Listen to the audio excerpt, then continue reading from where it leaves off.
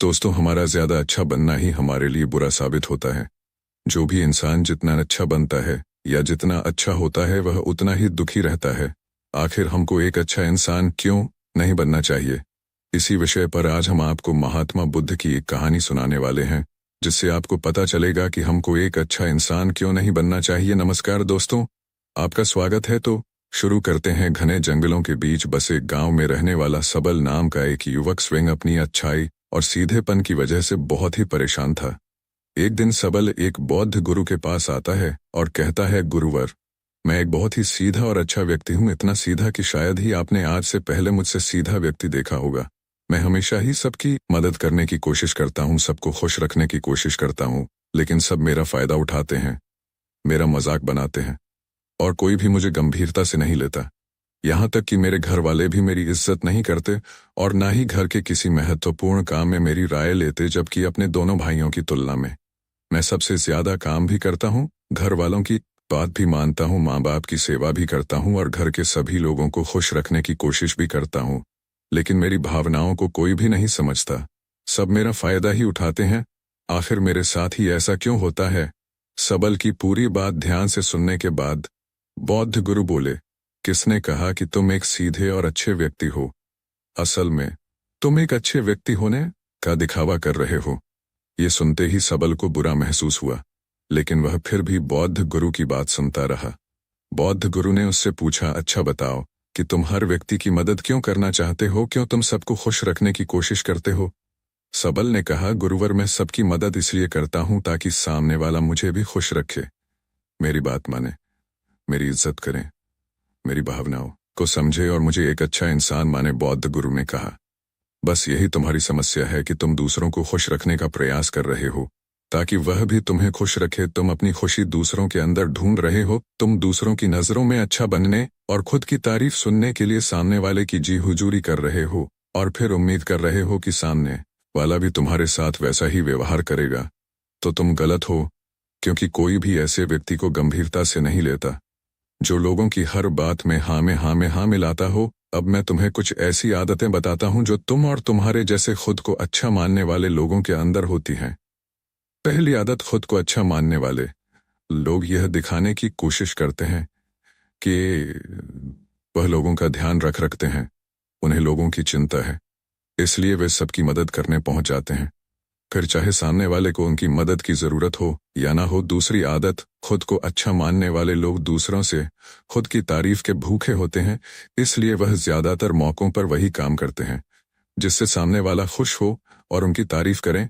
अगर उन्हें लगता है कि किसी काम से सामने वाला नाराज हो जाएगा तो वह उस काम को हाथ तक नहीं लगाते।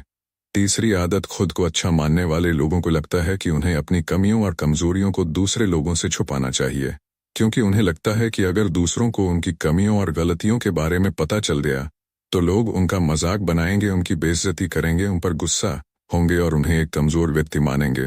चौथी आदत, अच्छे लोग खुद की जरूरतों, खुद की प्राथमिकताओं को सबसे ऊपर रखने से डरते हैं, क्योंकि उन्हें लगता है कि ऐसा करने से दूसरे लोग उन्हें स्वार्थी समझेंगे और फिर वह लोगों की नजरों में एक अच्छे इंसान नहीं रह जाएंगे। पांचवी आदत, खुद को अच्छा समझने वाले लोग मानते हैं कि वह केवल तभी खुश रह सकते हैं जब उनके आसपास का हर इंसान खुश रहे, इसलिए वह अपने आसपास के हर व्यक्ति को खुश रखने की कोशिश करते हैं। अब तुम्हें सुनने में लग सकता है कि इन आदतों में क्या बुराई है, सबका भला करना तो अच्छी बात है, लेकिन समस्या यह है कि खुद को अच्छा समझने वाले लोग असल में जैसे दिखते हैं वैसे होते नहीं, यह अंदर से कुछ और ही होते हैं।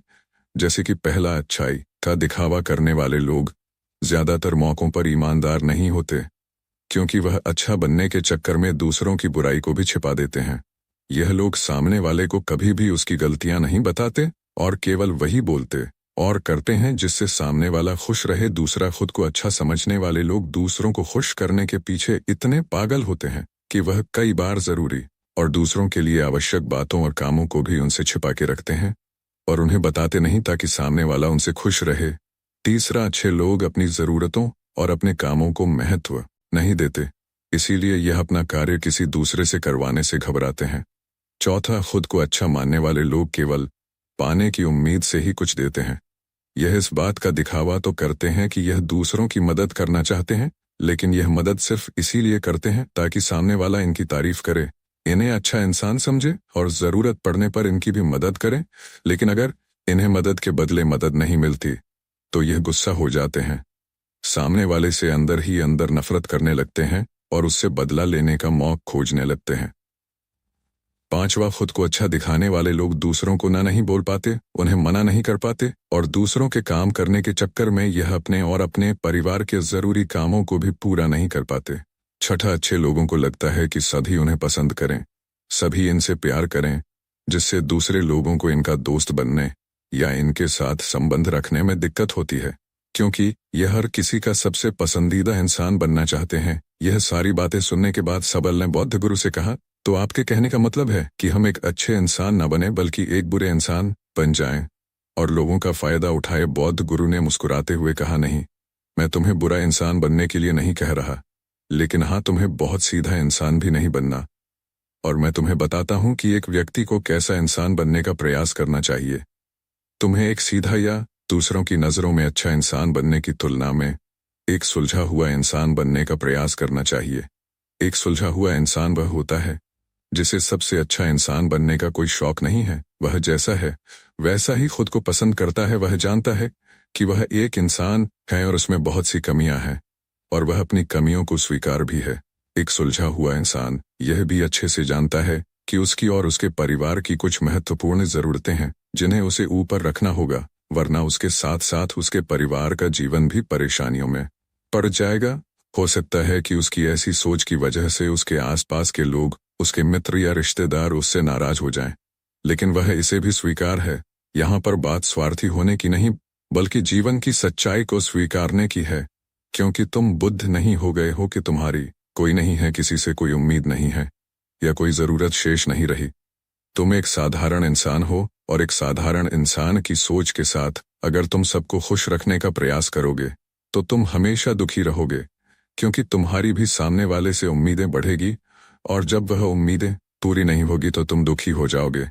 इसीलिए जो इंसान सबको यह कहता है कि मैं सबकी मदद करूंगा, सबको खुश रखूंगा और मुझे बदले में किसी से कुछ भी नहीं चाहिए, यहाँ तक कि अपनी तारीफ भी नहीं, तो पहले उस इंसान को बुद्धत्व प्राप्त कर लेना चाहिए, क्योंकि एक आत्मज्ञान प्राप्त व्यक्ति ही किसी से कोई उम्मीद नहीं रखता, क्योंकि आत्मज्ञान को प्राप्त करना सबके बस की बात नहीं है।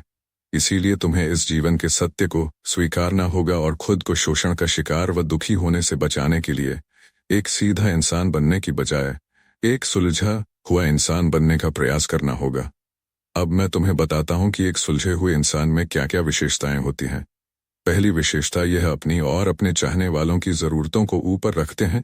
इसका मतलब यह नहीं है कि यह लोग दूसरों की ज़रूरतों को कम समझते हैं या फिर दूसरों को गिराकर खुद आगे बढ़ने की कोशिश करते हैं, बल्कि इसका मतलब यह है कि यह लोग दूसरों की फालतू ज़रूरतों के लिए तब तक उपस्थित नहीं होते जब तक कि खुद की महत्वपूर्ण ज़रूरतें पूरी ना हो जाएं। हालांकि अगर कोई इंसान सच में मुसीबत में फंसा हुआ है और उसे इनकी सहायता की सच में ज़रूरत है, तब यह अपने महत्वपूर्ण कामों को पीछे रखकर भी उसकी सहायता के लिए उपस्थित हो जाते हैं और यह अपने से कमज़ोर और ज़रूरतमंद लोगों की भी अपनी हैसियत के अनुसार सहायता करने के लिए तैयार रहते हैं। बस यह अपना बेवजह शोषण नहीं होने देते और इस बात पर भरोसा रखते हैं कि अगर इन्हें सच में किसी की सहायता करनी है तो पहले इन्हें उसकी सहायता करने के लायक बनना होगा, और लायक और सक्षम बनने के लिए इन्हें अपनी ज़रूरतों का भी ध्यान रखना होगा, क्योंकि अगर एक इंसान खुद ही बहुत ज़्यादा बीमार है तो फिर वह दूसरे बीमार व्यक्ति की सेवा कैसे कर सकता है। एक सुलझा हुआ इंसान इस बात को मानता है कि हर इंसान की अपनी कुछ ज़रूरतें और इच्छाएं होती हैं जिसका उसे ध्यान रखना चाहिए, लेकिन खुद को अच्छा दिखाने वाला इंसान हमेशा यह दिखाने की कोशिश करता है कि उसकी अपनी कोई ज़रूरतें या इच्छाएं नहीं हैं, स्वयं ही वह हमेशा दुखी रहता है। दूसरी विशेषता, एक सुलझा हुआ इंसान इस बात को अच्छे से जानता है कि वह अपने आसपास के हर इंसान को खुश नहीं रख सकता, इसलिए वह केवल उस इंसान को खुश रखने का प्रयास करता है जो उसके लिए मायने रखते हैं, जो सच में उससे प्यार करते हैं, उसकी परवाह करते हैं। लेकिन अगर उसकी बहुत कोशिश करने के बाद भी सामने वाला उससे दूरी बनाने का प्रयास करता है, उससे खुश नहीं रहता, तो फिर एक सुलझा हुआ इंसान ऐसे व्यक्ति से दूरी बनाने से भी पीछे नहीं हटता, फिर चाहे वह उसका कोई परिवारजन हो, सगे संबंधी हो या फिर मित्र ही क्यों न हो, क्योंकि वह किसी की जबरदस्ती चापलूसी नहीं कर सकता। सिर्फ उसे खुश रखने, सामने वाले की नज़रों में अच्छा इंसान बनने के लिए इस तरह वह खुद को बेवजह दुखी होने से बचा लेता है। लेकिन जो अच्छा होने का दिखावा करते हैं, वह सबको खुश करने के चक्कर में अपने जीवन के सबसे महत्वपूर्ण इंसान को ही दुखी कर बैठते हैं, जो कि वह खुद है। तीसरी विशेषता, एक सलझ हुआ इंसान वैसा जीवन जीने का प्रयास करता है जैसा वह जीना चाहता है। वह सिर्फ किसी दूसरे को खुश करने के लिए अपने जीने का तरीका नहीं बदलता। इसका मतलब यह नहीं है कि उनके जीने का तरीका ऐसा है जिससे लोगों को समस्या हो, वह बस दूसरे क्या कहेंगे इस चक्कर में अपना मन मारकर नहीं रहता और खुलकर पूरे जोश और उत्साह के साथ अपना जीवन जीता है। उसे अपनी पसंद नापसंद पता होती है, इसलिए वह वही करता है जिसमें उसे खुशी मिलती है। उसे अच्छे से पता होता है कि वह कौन है, उसे अपने आप पर भरोसा होता है, इसलिए उसे किसी इंसान को छुपी चापलूसी करके खुद को अच्छा दिखाने या खुद की तारीफ सुनने की जरूरत नहीं होती। बौद्ध गुरु ने आगे कहा, अगर तुम अपने जीवन से संतुष्ट नहीं हो तो अपने आप से दो प्रश्न पूछो। पहला, क्या मैं अपने लिए वह जिंदगी बना रहा हूं जो मैं असल में अपने लिए चाहता हूं?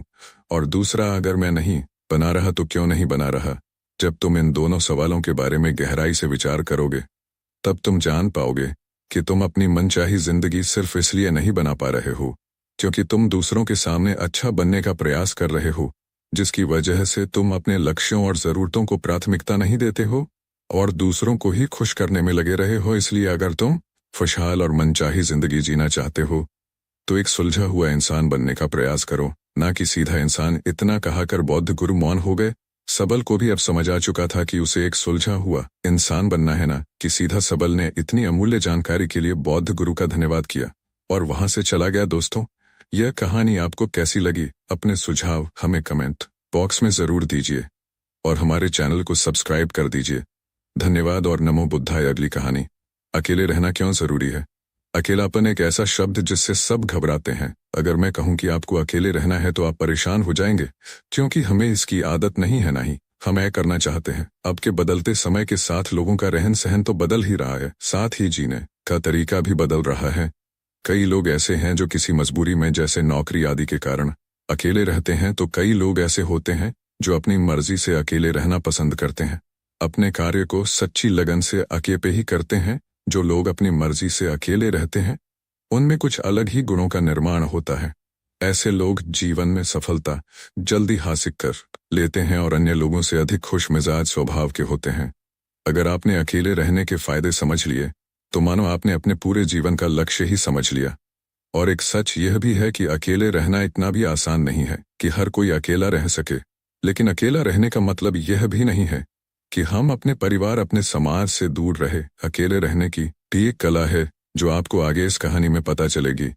अकेले रहने का यहाँ मतलब है एकांत में रहकर अपने कार्य को, अपने सम्मान को, अपनी प्रतिष्ठा को, अपने अंदर झांकने की कला को, अपने उज्ज्वल भविष्य को आप कैसे आगे बढ़ा सकते हैं, उसके बारे में जानना। इस कहानी के माध्यम से हम अकेले रहने के उन 7 अमूल्य गुणों के बारे में भी जानेंगे जो हमारे जीवन की एक नई शुरुआत करने में मदद करेंगे। नमस्कार दोस्तों, ट्रू लाइन आश्रम था जहां बौद्ध गुरु अपने शिष्यों के साथ रहा करते थे। एक दिन बौद्ध गुरु के पास एक व्यक्ति आया जिसका नाम मानव था।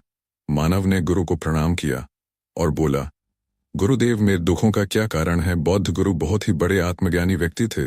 बौद्ध गुरु ने कहा, अपने आप को चीजों से चिपका लेना, चीजों को पकड़ लेना और उन चीजों के प्रति आसक्त होकर उसके पीछे भागना ही तुम्हारे दुख का कारण है।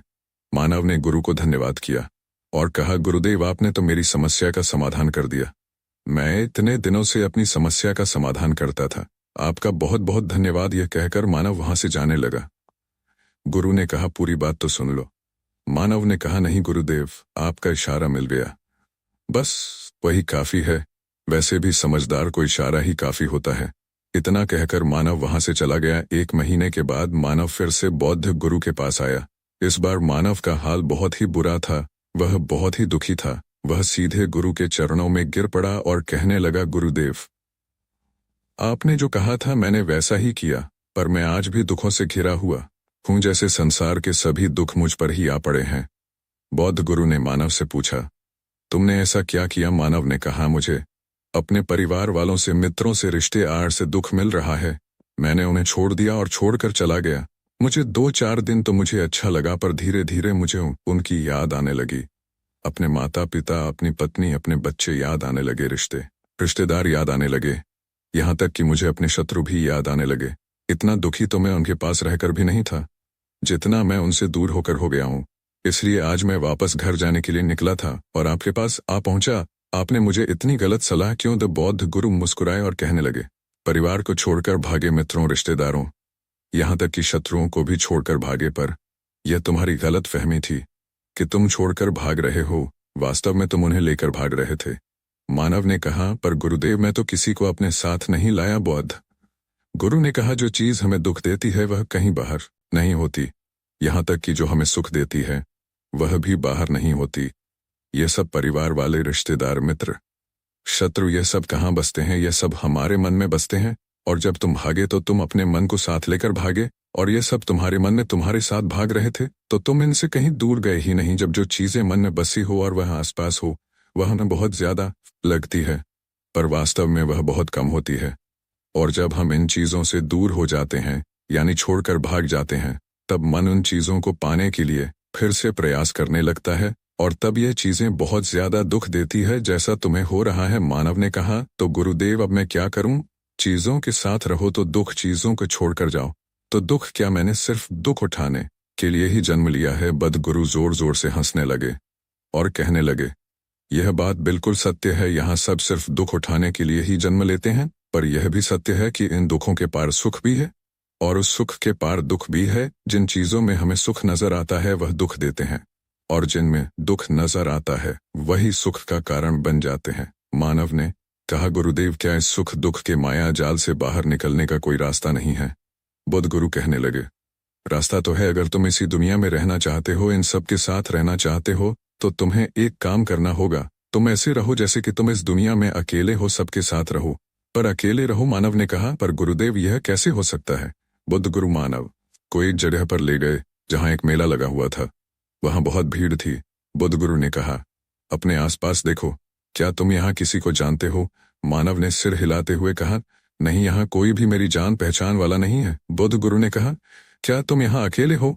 मानव ने फिर सिर हिलाते हुए कहा, हाँ गुरुदेव, मैं यहाँ बिल्कुल अकेला हूँ। बुद्ध गुरु मुस्कुराए और कहने लगे, नहीं मानव, तुम्हारे मन में कुछ चल रहा है, तुम अकेले नहीं हो। मानव ने कहा, हाँ, मैं जल्द से जल्द अपने घर जाना चाहता हूँ, अपनी पत्नी से, अपने बच्चों से, अपने माता पिता से मिलना चाहता हूँ, अपने मित्रों से मिलना चाहता हूँ, वही मेरे मन में चल रहा है। बौद्ध गुरु ने कहा, अब यह सब भूलकर आंखें बंद कर लो और अपना ध्यान यहाँ होने वाली आवाजों पर लगा दो। मानव ने ऐसा ही किया, और जैसे उसने अपनी आंखें बंद की और सारा ध्यान वहां हो रही आवाजों पर लगाया, उसे एक अकेलापन, एक एकांत महसूस हुआ। उसे लगा कि वह इतनी बड़ी भीड़ में भी अकेला है। सभी आवाजों के ऊपर ध्यान लगाने के कारण अब किसी भी आवाज का कोई महत्व नहीं रह गया था, बस शांति थी। और वह था, उसने अपनी आंखें खोली और कहा, गुरुदेव, यहाँ तो मैं बिल्कुल अकेला हूँ, यहाँ बहुत भीड़ है, पर मैं फिर भी अकेला हूँ। बौद्ध गुरु ने कहा, बस इसी तरह अकेले होना तुम रहो सबके साथ, लेकिन भीतर से अकेले रहो, साथ में सब हो पर मन में कोई ना हो। जिसने इस तरह से अकेले जीना सीख लिया, उसे कभी कोई दुख नहीं दे सकता, कोई निराश नहीं कर सकता, वह हर चीज में आनंद की प्राप्ति कर सकता है। बौद्ध गुरु ने आगे कहा, मानव, महान सफलताएं अकेलेपन से ही शुरू होती हैं। स्विंगलपन हो, मन खुद से मिलाता है। अपने अकालपान को नकारात्मक मत समझे, बल्कि उसे एकांत समझकर खुद को जानने का प्रयास करो। जब तुम्हें एकांत पसंद आने लगे तो समझो तुम्हारा वास्तविक वजूद तुमसे मिलना चाहता है, इसलिए अपने इस एकांत का सम्मान करो। बुद्ध गुरु आगे बोले, मानव, मैं तुम्हें 7 ऐसी खूबियों के बारे में बताता हूँ जो अकेले रहने वाले लोगों में पाई जाती है और उन्हें दूसरों से अलग बेहतर बनाती है। गुरु ने कहना शुरू किया, पहली खूबी जो एकांत में रहने वाले लोगों में पाई जाती है वो यह है कि ऐसे लोग दूसरों की तुलना में खुद के प्रति ज्यादा जागरूक होते हैं। वह खुद के स्वभाव और आचरण के बारे में ज्यादा गहराई से जानते हैं। ऐसा इसलिए होता है क्योंकि जब हम अकेले होते हैं तो हमें खुद के बारे में सोचने का काफी समय मिल जाता है, जिससे हम खुद के व्यवहार को अच्छे से समझ पाते हैं। एकांत में रहने वाले लोग खुद की कमजोरी और ताकत को भी अच्छे से जान पाते हैं, जिससे वह दूसरे लोगों की तुलना में किसी भी खराब परिस्थिति का सामना अच्छे से कर पाते हैं। बौद्ध गुरु ने आगे कहा मानव अकेले रहने वाले लोगों ने आगे कहा मानव अकेले रहने वाले लोगों की दूसरी खूबी है कि यह सकारात्मक सोच वाले लोग होते हैं। देखो, जब बहुत से लोग हमारे साथ होते हैं तो वहां एक दूसरे से तुलना, जलन, घमंड, लालच जैसे कई विचार अपने आप ही मन में आने लगते हैं। फिर इंसान इन विचारों के बस में आकर उल्टे सीधे काम करने लगता है। हालांकि ऐसा नहीं है कि एकांत में रहने वाले लोगों के मन में यह विचार नहीं आते, क्योंकि वह अकेले हैं। इसलिए दूसरों से तुलना, जलन, घमंड जैसे विचार उनके मन में दूसरों की तुलना में थोड़ा कम आते हैं। बौद्ध गुरु आगे कहते हैं कि अकेले रहने वाले लोगों की तीसरी खासियत यह होती है कि ये लोग दूसरों की तुलना में ज्यादा अनुशासित और आत्मनिर्भर होते हैं। साथ ही ऐसे लोगों को दूसरों का काम भी पसंद नहीं आता। यह अपना काम खुद करने पर ही भरोसा करते हैं। साथ ही यह लोग कोशिश भी करते हैं कि दूसरों से कम सहायता ले, क्योंकि ऐसे लोग आत्मनिर्भर और अपने काम को लेकर स्पष्ट होते। ऐसे लोग अनुशासित भी होते हैं। यह लोग अपने समय की कदर करते हैं और दूसरों का भी समय बर्बाद नहीं करते। अकेले होने की वजह से ऐसे लोग एक निश्चित दिनचर्या का पालन भी करते हैं, जिससे यह लोग ज्यादा व्यवस्थित होते हैं और यह भी इनके अनुशासित होने का एक कारण है। बौद्ध गुरु ने आगे कहा, अकेले रहने वाले लोगों की चौथी खासियत यह है कि यह लोग किसी भी चीज के बारे में बड़ी बारीकी से और गहराई में जाकर सोच सकते हैं। अकेले रहने वाले लोगों की यह सबसे बड़ी खासियत होती है। इसलिए जितने भी लेखक, कवि और बड़े बड़े रचनाकार हैं, उन सभी को एकांत में रहना पसंद था, क्योंकि जब कोई व्यक्ति एकांत में होता है तो अपने अंदर की आवाज सुन पाता है।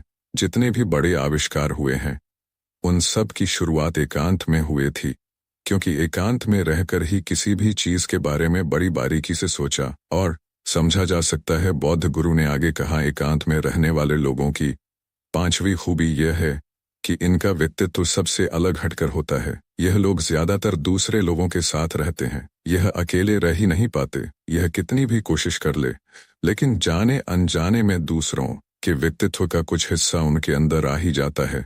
दूसरों की आदतें, दूसरों के विचार उनके अंदर प्रवेश कर ही जाते हैं, जिससे उनके व्यक्तित्व में वह अनूठापन व निरालापन नहीं आ पाता। उनका व्यक्तित्व कई सारे लोगों के साथ व्यक्तित्व का मिश्रण होता है, पर क्योंकि एकांत में रहने वाले लोग अपना ज्यादातर समय अपने साथ बिताते हैं, इसलिए इन लोगों की शख्सियत सबसे हटकर सबसे अलग होती है। इसलिए इनके व्यवहार में एक अलग ही निरालापन होता है, जो किसी दूसरे व्यक्ति को भी पसंद आ सकता है और नहीं भी। बुद्ध गुरु आगे बताते हैं, छठी खासियत जो एकांत में रहने वाले लोगों में होती है, यह ज्यादा लोगों से अपने संबंध नहीं बनाते हैं, लेकिन यह जितने भी लोगों से संबंध बनाते हैं, सच्चे दिल से बनाते हैं। ऐसी लोगों के बहुत ही कम दोस्त होते हैं, लेकिन जितने भी होते हैं, यह उनसे अपनी दोस्ती पूरी ईमानदारी से निभाने की कोशिश करते हैं। अक्सर लोगों को यह लगता है कि एकांत में रहने वाले लोग बहुत कम बात करते हैं, लेकिन जिनके साथ भी होते हैं बहुत मजबूत होते हैं। बौद्ध गुरु ने आगे कहा, एकांत में रहने वाले लोगों की सातवीं खूबी यह है कि यह लोग मानसिक तौर पर और भावनात्मक रूप से मजबूत होते हैं, क्योंकि उन्हें पता होता है कि अगर कोई समस्या उनके ऊपर आती है तो उन्हें अकेले ही उन समस्या से निपटना होगा। ऐसा बार बार करने से उनके अंदर खुद के प्रति आत्मविश्वास बढ़ जाता है, और आत्मविश्वास और आत्मसम्मान के बनने से वह मानसिक और भावनात्मक तौर पर और मजबूत होते चली जाते हैं, और यह मान लेते हैं कि कोई भी ऐसी समस्या नहीं है जिससे वह अपनी रक्षा अपने दम पर ना कर सके, और यही एक सोच उन्हें दूसरों से अलग बनाती है। इतना कहने के बाद बद्ध गुरु चुप हो गए। मानव ने कहा, गुरुदेव आपकी सारी बात सही है, लेकिन यह कब कहा जा सकता है कि अकेलापन एक वरदान है? यह सुनकर बौद्ध गुरु ने कहा, अकेलापन हमेशा से ही एक वरदान रहा है। अगर हम उस समस्या को पूरी सकारात्मकता के साथ उपयोग कर पाए तो, क्योंकि जब हम दुनिया के लोगों के साथ होते हैं तब हम भीड़ का हिस्सा होते हैं, और जब हम अकेले होते तब हम खुद के साथ होते हैं, और जब हम खुद के साथ होते हैं तभी हम अपने समय का सदुपयोग, खुद का आकलन, खुद के शौक, सभी बातों पर अच्छे से ध्यान दे सकते हैं, अपनी कमजोरियों पर भी काबू पा सकते हैं, और ऐसा कह सकते हैं कि सच में अच्छाई की राह और इंसानियत की मंजिल भी पा सकते हैं। अब मानव को गुरु की बात समझ आई और वह गुरु को धन्यवाद कहकर चला गया। दोस्तों, जिन चीजों को हम पाना चाहते हैं वह तब तक हमें दुख देती हैं जब तक कि हम उसे पा न ले। जब हम उसे पा लेते हैं तब वह फिर से हमें दुख देती है कि वह कहीं हमसे छूट ना जाए, और जब वह हमसे छूट जाती है तो फिर से हमें दुख होता है। उसके जाने का दुख तो बहुत गहरा होता है। जीवन भर हम एक चीज को पकड़ते हैं, फिर दूसरी चीज को पकड़ते हैं, तीसरी चीज को पकड़ते हैं और पीछे की चीजों को छोड़ते रहते हैं। इसी तरह हम सुख पाने के लालच में दुख से घिरते चले जाते हैं। पर जिस व्यक्ति ने अकेले रहना सीख लिया, वह परिवार में, समाज में सब कुछ करते हुए भी आनंद में जीवन व्यतीत कर लेता है। इस तेज तरार दुनिया में हर व्यक्ति दौलत और सुख की तलाश में भागता नजर आता है। लेकिन क्या असली सुख केवल बाहरी संपत्ति में है? हमारे मन की शांति का क्या मन को स्थिर रखना सबसे बड़ी चुनौती है, क्योंकि भटकता हुआ मन ना तो सुकून पाता है और न ही संतोष। इस प्रेरणादायक बौद्ध कहानी में हम एक साधारण इंसान की यात्रा के बारे में जानेंगे, जो दौलत के पीछे भागते भागते अंत में सच्चे सुख और मन की शांति का अर्थ समझता है। आइए इस कहानी के माध्यम से जाने कि कैसे हम भी इन मूल्यवान गुरु मंत्र को अपनाकर अपनी जिंदगी में शांति और संतोष पा सकते हैं। नमस्कार दोस्तों, ट्रू लाइन चैनल पर आपका स्वागत है। तो शुरू करते हैं। एक समय की बात है, किसी गांव में मानव नाम का एक बहुत ही गरीब आदमी रहता था। मानव हर रोज एक बौद्ध मंदिर में जाकर वहां साफ सफाई कर और फिर अपने काम पर चला जाता। अक्सर वह उस मंदिर में अपने लिए हर रोज मांगता था कि हे बुद्ध, मुझे आशीर्वाद दीजिए ताकि मेरे पास बहुत सारा धन दौलत आ जाए। एक दिन जब मानव उस बौद्ध मंदिर में साफ सफाई कर रहा था, साफ सफाई करने के बाद जब मानव प्रार्थना के लिए बैठा, तो मानव ने फिर वही बात दोहराई कि मुझे बहुत सारा धन दौलत मिल जाए। तब वहां पर बैठे एक बौद्ध महात्मा ने मानव की यह बात सुनी। यह बौद्ध महात्मा बहुत ही ज्ञानी थे। इन्होंने कई सिद्धियां हासिल कर रखी थी। बौद्ध महात्मा ने मानव से पूछ ही लिया कि क्या तुम मंदिर में केवल इसलिए साफ सफाई करने आते हो कि तुम्हें कुछ मिल जाए? मानव ने पूरी ईमानदारी से कहा, हाँ महात्मा, मेरा उद्देश्य तो यही है कि मेरे पास बहुत सारा धन आ जाए, इसलिए तो यहाँ दर्शन करने आता हूँ। मैं बाजार में सड़क किनारे सामान लगाकर बेचता हूँ, पता नहीं मेरे सुख के दिन कब आएंगे। बौद्ध महात्मा ने कहा, तुम चिंता मत करो, जब तुम्हारे सामने अवसर आएगा तब ऊपर वाला तुम्हें धन दौलत जरूर देगा। कई वर्ष बीत गए। एक दिन मानव सुबह ही मंदिर पहुंचा और साफ सफाई करने लगा। उसे फिर वही बुद्ध महात्मा मिल जाते हैं। बुद्ध महात्मा ने उससे पूछा, क्या बात है, इतने वर्षों बाद आए हो? सुना है तुम बहुत बड़े व्यापारी बन गए हो। मानव ने कहा, जी गुरुवर, मैंने बहुत धन कमाया, अच्छे घरों में बच्चों की शादियां की, पैसों की कोई कमी नहीं है, पर दिल में सुकून नहीं है। मन में आता है कि रोज सेवा करने आता रहूं, पर आ न सका। हे प्रभु, आपने मुझे सब कुछ दिया पर जिंदगी में चैन और सुकून नहीं दिया। बुद्ध महात्मा ने कहा, तुमने वह मांगा ही कब था जो तुम्हें चैन मिलेगा? धन तुम्हें चाहिए था, वो तो तुम्हें मिल गया, तो फिर आज यहाँ क्या करने आए हो? मानव की आंखों में आंसू भर आए। वह वहीं पर उन बुद्ध महात्मा के चरणों में गिर पड़ा और कहने लगा, अब कुछ मांगने के लिए सेवा नहीं करूंगा, बस मन को शांति मिल जाए। बुद्ध महात्मा ने कहा कि पहले यह तय करो कि अब कुछ मांगने के लिए मंदिर की सेवा नहीं करोगे, बस मन की शांति के लिए ही आओगे। महात्मा ने कहा कि मैं तुम्हें 10 गुरु मंत्र बताऊंगा, अगर तुम उन 10 गुरु मंत्रों को समझ लोगे तो तुम्हारा जीवन सुख शांति से भर जाए। अब क्या तुम इन 10 गुरु मंत्रों को सुनने के लिए तैयार हो? व्यापारी ने कहा कि हे महात्मा, आप जो भी कहेंगे मैं आपकी सारी बात सुनूंगा, क्योंकि मैं अब दुनिया से ठोकर खाकर लौट आया हूँ। अब मुझे शांति चाहिए, कृपया आप मुझे वह गुरु मंत्र बताने की कृपया करें। बौद्ध महात्मा ने कहा कि मन को शांत रखने के लिए पहला गुरु मंत्र है कि किसी के काम में तब तक दखल ना दे जब तक आपसे पूछा ना जाए।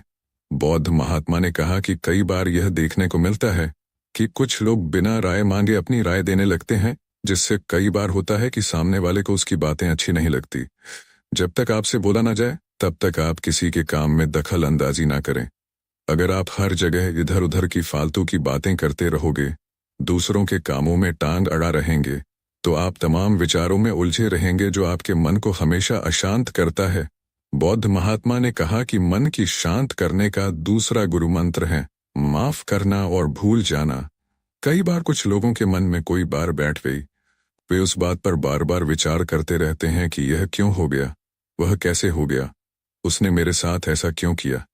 ये सब विचार उनके दिमाग में चलते रहते हैं, जो कि उनके दिमाग को बार बार अशांत कर देते हैं। पहली बात तो यह है कि माफ करने की आदत डाले और कुछ लोगों से दूरियां भी बना ले, क्योंकि माफ वही करता है जो इंसान बड़ा होता है। जब कोई इंसान किसी को माफ करता है तो उसके मन के सारे नकारात्मक विचार दूर हो जाते हैं, उसके मन में बैठी तमाम प्रदूषित भावनाएं दूर होने लगती हैं, जिससे उसका मन शांत होने लगता है। आगे बौद्ध महात्मा ने कहा कि मन को शांत करने का तीसरा गुरु मंत्र है पहचान पाने की लालसा न रखे। बौद्ध महात्मा ने बताया कि लोग पहचान नाने के चक्कर में इधर उधर का काम करते रहते हैं, जैसे बड़े लोगों के साथ उठना बैठना, उनकी जी हुजूरी करना। उन्हें ऐसा लगता है कि अगर वह उनकी जी हुजूरी करेंगे, बड़े लोगों के साथ रहेंगे, तो महान बन जाएंगे, अर्थात उसकी एक अलग पहचान होगी। तो यह सब बिल्कुल गलत है। तुम पहचान बनाते बनाते इतना अशांत हो जाओगे कि तुम्हें पता नहीं चलेगा कितने साल कैसे बीत गए, और जितना समय बीत जाएगा तुम्हारा मन समय के साथ साथ उतना ही अशांत होता चला जाएगा। इसलिए पहचान बनानी है तो खुद परिश्रम करें। जब तुम खुद परिश्रम करोगे तो वह तुम्हारी एक असल पहचान होगी, और यही पहचान तुम्हें सुख और शांति देगी। बौद्ध महात्मा ने आगे कहा, मन को शांत करने का चौथा गुरु मंत्र है जलन और ईर्ष्या की भावना से बचे। बौद्ध महात्मा ने बताया कि कुछ लोगों का स्वभाव यह होता है कि वे छोटी छोटी बातों पर दूसरों से नफरत करने लगते हैं। उन्हें लगता है कि यह वस्तु हमारे पास होनी चाहिए, दूसरों के पास कैसे हो गई। कुछ लोगों को लगता है कि जिंदगी में सिर्फ वही आगे बढ़े स्विंगल, कोई दूसरा उनसे आगे बढ़ाता है तो उन्हें जाल होने लगती है, और यही जाल की भावना उनके दिमाग को बार बार अशांत करती है। अगर आप दूसरों के विकास में खुश रहने लगेंगे तो आपका मन शांत रहेगा और आप भी अपनी जिंदगी में आगे बढ़ने लगेंगे। बुद्ध महात्मा ने व्यापारी से आगे कहा कि आप कभी भी आजमा कर देखना, जब कोई तुम्हारा पड़ोसी या कोई तुमसे आगे बढ़ रहा हो या अपनी जिंदगी में विकास कर रहा हो, तो तुम उसकी खुशी में शामिल होना, तुम्हें भी बहुत अच्छा लगेगा। आगे बौद्ध महात्मा ने मन को शांत करने का पांचवा गुरु मंत्र बताते हुए कहा, उतना ही करें जितनी अक्षमता हो। बौद्ध महात्मा ने कहा कि सबसे पहले हमें अपनी अक्षमता को परखना होता है। हमें यह जान लेना आवश्यक होता है कि हमारे पास कितनी ताकत है, हम इस काम को कर पाएंगे कि नहीं। ये सब सोच विचार करने के बाद ही उस काम की शुरुआत करनी चाहिए। हर तरफ हाथ ही मारते रहोगे तो कोई भी काम तुम्हारा सही समय से पूरा नहीं हो पाएगा, और जब तुम्हारा कोई भी काम सही समय पर पूरा नहीं हो पाएगा तो तुम हर समय चिंता में डूबे रहोगे। हर समय तुम्हारा मन व्याकुल रहेगा, जो कि तुम्हारे मन को अशांत कर देगा। इसलिए पहले अपनी अक्षमता को पहचानो और उसके अनुरूप ही कार्य करो। आगे बौद्ध महात्मा ने मन को शांत करने का छठा गुरु मंत्र बताते हुए कहा, रोजाना ध्यान करें, यह सबसे महत्वपूर्ण गुरु मंत्र है। अगर तुम सब कुछ करते हो और इस गुरु मंत्र का पालन नहीं करते हो तो तुम्हारा मन कभी भी शांत नहीं रह पाएगा। कोई भी काम करो, कितना भी तुम व्यस्त क्यों ना हो, लेकिन तुम सुबह उठकर ध्यान करने की आदत डालो। ध्यान करने से तुम्हारे अंदर एक सकारात्मक ऊर्जा का विकास होता है, तुम खुद को जान पाने में सफल हो पाते हो। ध्यान से तुम्हारे शरीर की सभी प्रक्रियाएं सुचारू रूप से चलेंगी और शरीर के हार्मोन संतुलित मात्रा में अपना अपना काम करते रहेंगे। इसलिए प्रतिदिन ध्यान करने की आदत डालें, क्योंकि ध्यान ही एकमात्र ऐसा तरीका है जिससे हम कुछ भी पा सकते हैं। आगे बौद्ध महात्मा ने सातवां गुरु मंत्र बताते हुए कहा कि खुद को मां में ढालने की चेष्टा करें। जिस माहौल में तुम रह रहे हो सबसे पहले इसमें ढलने की कोशिश करो, क्योंकि रहना तुम्हें वही है। मान लो अपने इस भारतवर्ष में जो बारिश का मौसम आता है तो हम अनाज को अपने घर में रख लेते हैं। ठंड का मौसम आता है तो हम उन्हें कपड़े पहन लेते हैं। गर्मियों का मौसम आता है तो हम अलग सूती कपड़े पहनते हैं। इसका मतलब यह है कि हम मौसम के हिसाब से अपने आप को ढाल लेते हैं। बौद्ध महात्मा कहते हैं कि वही इंसान सफल होता है जो अपने आप को उस प्रवेश में ढाल पाता है, परिस्थितियां कैसी भी हो। लेकिन अगर तुम उन परिस्थितियों के हिसाब से ढालने में सफल हो गए तो फिर तुम्हारा मन शांत रहेगा। बौद्ध महात्मा ने व्यापारी से आठवां गुरु मंत्र बताते हुए कहा, जो कभी बदल नहीं सकता उसे स्वीकार करो। कई बार हम कुछ ऐसे कार्य करने लगते हैं जिसका ना तो कोई सर होता है और ना ही कोई पैर। अगर ऐसे कार्य हम करेंगे तो हमारा समय बर्बाद होगा, इसमें कुछ भी मिलने वाला नहीं है। जो हमारे वश में है हमें उस काम को पूरी ऊर्जा के साथ करना चाहिए। अगर हमें बड़े बदलाव लाने हैं तो पहले हमें छोटे छोटे बदलाव खुद हमारे अंदर लाने होंगे। बड़ी सफलता अर्जित करने से पहले खुद की छोटी छोटी गलतियों को सुधारना बहुत जरूरी होता है। आगे बौद्ध महात्मा ने नौवां गुरु मंत्र बताते हुए कहा कि काम को टाले नहीं। बौद्ध महात्मा ने बताया कि कार्य को टाले नहीं। ज्यादातर लोग यही गलती करते हैं कि आज के कार्य को कल पर टालते रहते हैं, और फिर जब कल का काम करना होता है तो उनके पास पहले वाले काम का बोझ तो रहता ही है, साथ ही साथ आज के काम का भी बोझ आ जाता है। इसलिए जो आज का काम है तुम उसे आज ही कर लो। आज समय रहते जो भी काम है तुम उस काम को सही समय पर निपटा दो। जिससे कि तुम्हें बाद में कोई पछतावा हो। मन को शांत करने के लिए बौद्ध महात्मा ने 10वां और अंतिम गुरु मंत्र बताते हुए कहा कि दिमाग को खाली ना रहने दें। कहते हैं कि खाली दिमाग शैतान का घर होता है। अगर तुम्हारा दिमाग खाली होगा, तुम्हारे पास कोई काम नहीं होगा, तो तुम्हारे दिमाग में तमाम तरह के विचार आते रहेंगे और वे विचार समय के साथ साथ इतने बढ़ते जाएंगे कि तुम्हारे मन को अशांत कर देंगे। इसलिए अपने पास कोई उद्देश्य रखो और फिर उस उद्देश्य को पूरा करने के लिए पूरी सकारात्मक ऊर्जा के साथ जुट जाओ।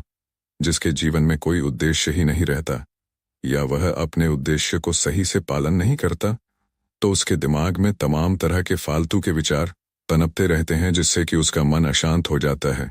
बौद्ध महात्मा 10 गुरु मंत्र बताकर व्यापारी से कहते हैं कि मानव, अगर तुम इन 10 गुरु मंत्रों को अपनी जिंदगी में स्थान दोगे तो तुम्हारा दिमाग कभी इधर उधर भटके गए ही नहीं। तुम्हारा दिमाग हमेशा शांत रहेगा। अगर तुम्हारा दिमाग शांत रहेगा तो तुम सकारात्मक ऊर्जाओं से भरे रहोगे। इतना कहकर बुद्ध महात्मा मौन हो गए। व्यापारी इतने सालों से मंदिर आ रहा था, पर उसे आज जो मिला वह शायद उसे इतने सालों में कभी नहीं मिला था। अब उसके दिमाग के विचार ठहर गए थे। उसके चेहरे पर एक शांति दिखाई दे रही थी।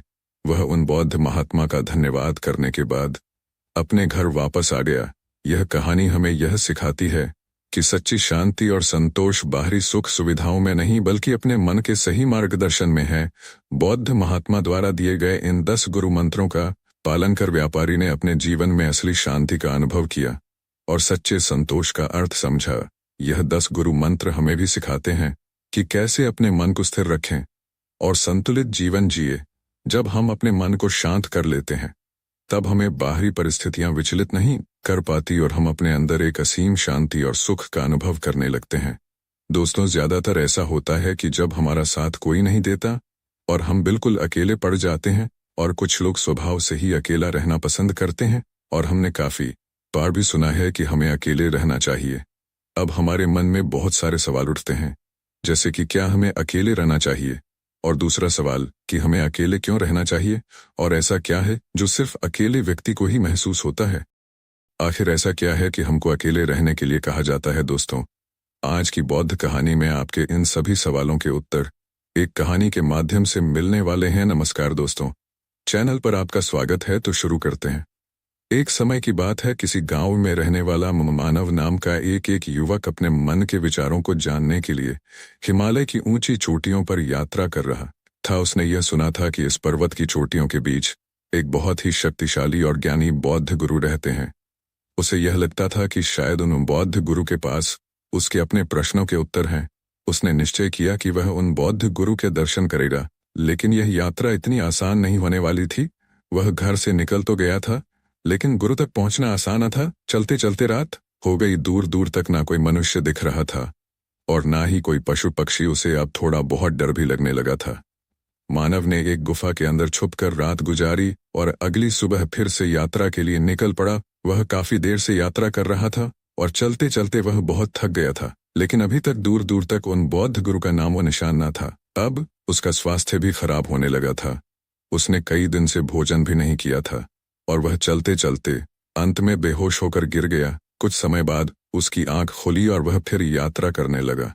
कुछ समय बाद वह आखिरकार उन बौद्ध गुरु के आश्रम तक पहुंच गया। वहां पहुंचकर उसने देखा कि बौद्ध गुरु अकेले एक छोटी सी गुफा में बैठे हुए हैं। वह बहुत शांत थे। युवक ने बौद्ध गुरु के पास जाकर प्रणाम किया और उनसे कहा, हे गुरुवर, कृपा करके आप मेरा मार्गदर्शन करें। मानव को एक सकारात्मक ऊर्जा महसूस हो रही थी।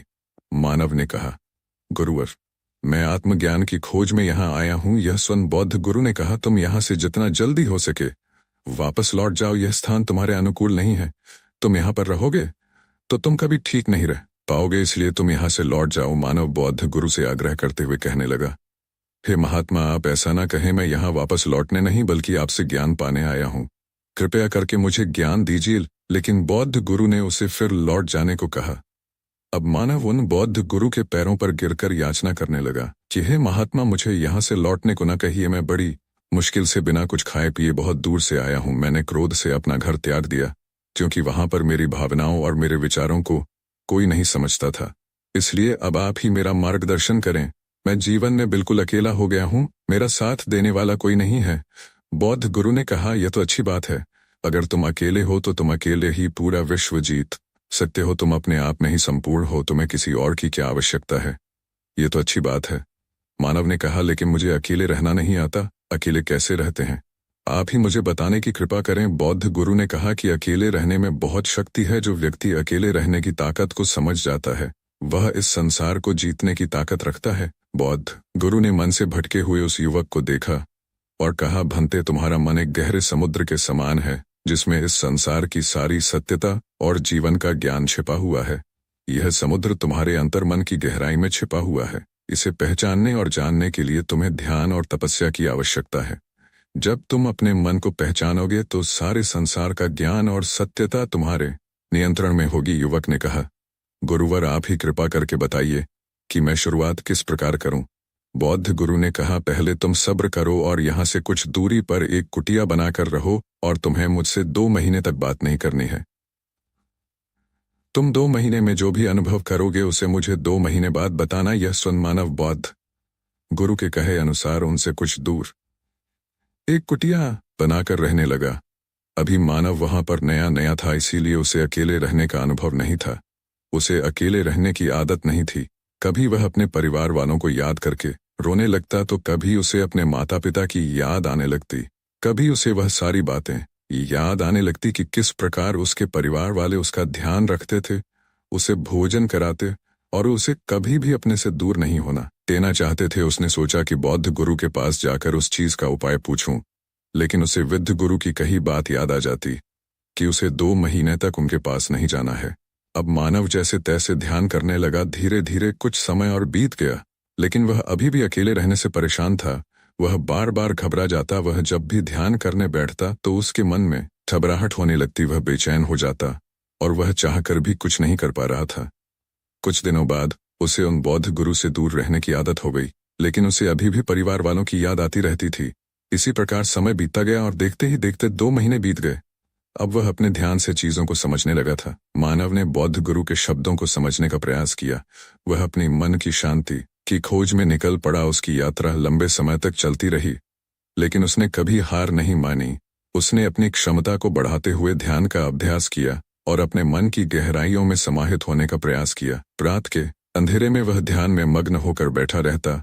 स्वयं मानव अपनी आती जाती सांसों पर ध्यान केंद्रित करता। वह न सिर्फ अपने मन की उपस्थिति अनुभव करता, बल्कि उसके मन की गहराई में छिपे ज्ञान का भी अनुभव करता। मानव अब धीरे धीरे अपने मन की दुर्लभ और रहस्यमय शक्तियों को महसूस करने लगा।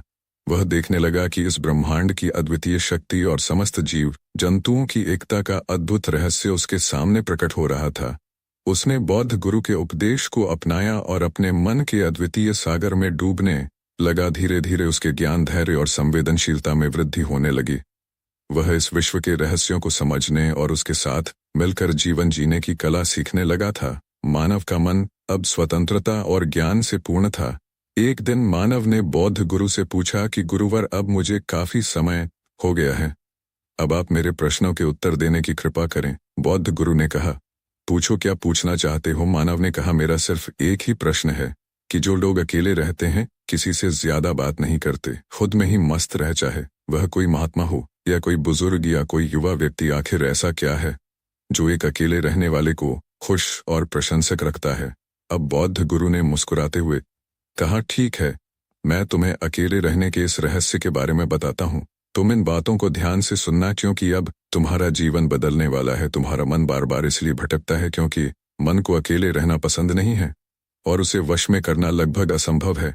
लेकिन अगर मन को वश में करना सीख लिया तो यह मन उनके लिए हर एक कार्य करता है। मन में स्वतंत्रता और आत्मनिर्भरता के साथ अकेले रहने से व्यक्ति अपने निर्णयों पर पूरी तरह से निर्भर होता है। ज़रेनिया और अपने जीवन को अपनी मर्जी से चलाता है। उसे किसी भी कार्य को करने लिए किसी से भी अनुमति लेने की आवश्यकता नहीं होती, जिससे उसकी जिंदगी में उसके स्वाधीनता और निर्भरता की लहर होती। अकेले रहने से मनुष्य को अपने विचारों, मूल्यों और मान्यताओं पर पुनर्विचार करने का समय मिलता है। वह अपनी प्राथमिकता के लिए स्पष्टता से निर्णय ले पाता है और अपने जीवन को संचालित कर पाता है। स्वतंत्रता का यह विचार व्यक्ति को अपनी स्थिति पर पूरी तरह से जिम्मेदार रहने के लिए प्रेरित करती है। वह अपने लक्ष्यों को प्राप्त करने के लिए संकल्पित हो जाता है और अपने प्रयासों में समर्थ रहता है। आत्मनिर्भरता के माध्यम से मनुष्य स्वयं के साथ समय बिताता है। वह अपने रोज के कार्यों और जीवन के क्षणों में अपनी क्षमताओं का विकास करता है। अकेले रहने से मनुष्य को अपनी सक्षम और शक्तियों पर विश्वास होता है। वह अपने आप में स्थिर और साहसी महसूस करता है, जिससे उसका आत्मविश्वास बढ़ता है और वह जिंदगी के उन हर चुनौतियों का सामना करने के लिए सक्षम होता है। अकेले जीने वाला हर व्यक्ति अपनी जिंदगी के हर पहलू पर स्वामित्व प्राप्त करता है। वह अपने मन की ऊर्जा को अपने उत्कृष्टता के लिए उपयोग करता है और इससे उसका जीवन संतुलित रहता है। अकेले रहने से व्यक्ति को अपनी मन की गहराई में जाने का अवसर मिलता है। वह अपने मन के साथ सच्चाई और पूर्णता की अनुभूति करता है, जिससे उसका जीवन अधिक खुशहाल और स्थिरता से भरा होता है। अकेले रहने से व्यक्ति की मानसिक स्थिति में सुधार होता है। वह अपने मन के साथ करता है, जिससे उसकी चिंता और तनाव कम होने लगते हैं। अकेले रहने से व्यक्ति को अपने विचारों को शुद्ध करने के लिए समय मिलता है, जिससे वह अपनी चिंताओं और दुविधा को जानने लगता है और उन्हें हल करने के लिए स्थिर मन से प्रयास करता है। अकेले रहने से व्यक्ति को अपने व्यक्तित्व का परिचय होता है। वह अपने स्वभाव और प्राथमिकताओं को समझता है और अपने जीवन को और बेहतर तरीकों से जीने की क्षमता प्राप्त करता। लेकिन ज्यादातर लोग अकेलेपन में भी दूसरों का साथ ढूंढते रहते हैं, जो अपने इस खुशहाल जीवन को तबाह कर लेते हैं। अब आप अकेले जीवन जी रहे हो, तब आपको सिर्फ अकेले ही जीना चाहिए और अपने जीवन का आनंद लेना चाहिए। अपनी अक्षमताओं का विकास करना चाहिए, क्योंकि साधु और गुरुजनों को छोड़कर बाकी सभी के जीवन एक समय ऐसा आता है जब वह शादी, विवाह या ऐसे ही किसी रिलेशन में आ जाते हैं और उसके बाद वह चाहकर भी अपने आप को अकेला नहीं कर सकते। वह के बाद उनके ऊपर जिम्मेदारियां आ जाती है और अब जिस अकेलेपन को वह एक बोझ समझ रहे थे, वह समय उनको बाद में याद आता है और इस प्रकार एक अकेले जीवन जीने वाला व्यक्ति दुनिया के तनाव मुक्त जीवन से स्वतंत्र होता है और वह हर समय प्रसन्न चित्त रहता है। अब मानव को अपने सभी प्रश्नों के उत्तर मिल चुके थे और इस प्रकार मानव ने अपनी जीवन की सबसे महत्वपूर्ण सीख प्राप्त की कि अकेलापन सिर्फ एक परिस्थिति नहीं बल्कि एक अवसर है। उसने जाना कि अकेले रहना किसी कमजोरी का प्रतीक नहीं बल्कि एक शक्तिशाली साधन है, जो हमें अपने भीतर की अपार क्षमताओं से जोड़ता है। बौद्ध गुरु के उपदेशों और अपनी साधना के द्वारा उसने समझा कि आत्मज्ञान और सच्ची शांति बाहरी दुनिया में नहीं बल्कि हमारे भीतर की गहराई में है। यह यात्रा उसे अपनी असली पहचान से मिलाने वाली थी। आत्मनिर्भरता और आंतरिक शांति के साथ वह अब पूरी तरह स्वतंत्र, शांतिपूर्ण और संतुष्ट था। उसकी आत्मिक यात्रा ने उसे जीवन के उस सत्य से जोड़ दिया जो बाहरी दुनिया से परे है। दोस्तों, हमें उम्मीद है आपको एक कहानी पसंद आई होगी। अपने सुझाव कमेंट बॉक्स में जरूर दीजिए और हमारे चैनल को सब्सक्राइब कर लीजिए। धन्यवाद।